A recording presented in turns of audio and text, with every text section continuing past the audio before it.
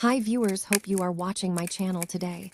I will show another creativity with thrash of my house. How to make leaves from leftover plastic. Cover of old books first. I will use one side of cover. Fold it from middle to cut it in leaf shape now. I cut the leaf from edges to cutting inner did. From top to bottom after complete of leaf. Now I will cut the strip 1/379 squeeze. Then will complete cutting of whole leaf. Now I will color it with green color we attach wire with. Bottom of lead. And wrap it with plastic bag with help of glue gun. Now my leaf will ready.